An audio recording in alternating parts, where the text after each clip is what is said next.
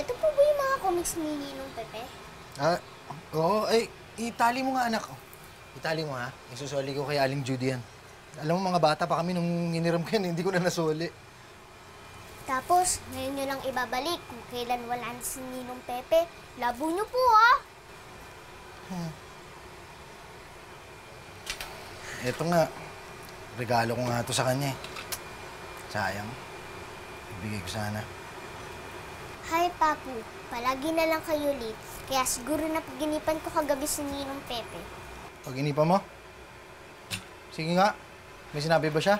Tatawagan niya daw po kayo. Ikaw, ah? Ikaw talaga, kukuting na kita, eh. Tinatakot mo ako, eh.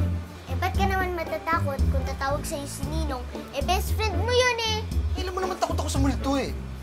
Ano ka, eh. Hello!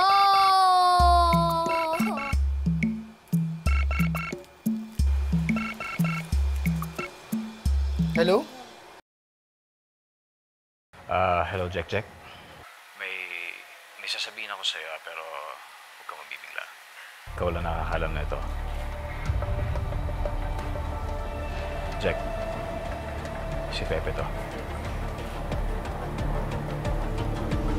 Hello? Jack? Hello? Papu, anong nangyayari sa inyo? Papu? Papu! Papu! Aling Judy, kasi po sana, baka pwede pong sumahan niyo ako. Saan nga tayo pupunta? Ano ba nangyayari sa'yo? Ano bang gusto mong sabihin? Kasi po, may papatingin po. Ano yan? Anong papatingin?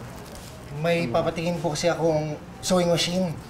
Eh, di ba po marunong kayo tumingin ng sewing machine? Oo naman, nananahi ako eh. Tara po, mas maganda po makita niyo yung sewing machine kasi may tinambak po sa akin. Eh, hindi ko po alam kung okay pa po, eh. Sandali, magbibihis lang ako eh.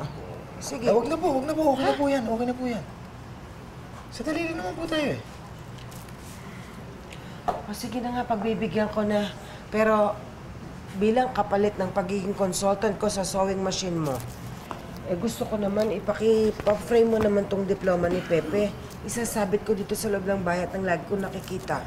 Sige po, no problem.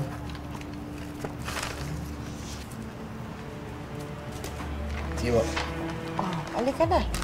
Sandali lang ha. Opo, tara po. Kaloy, sabit lang ako. Sige, ma.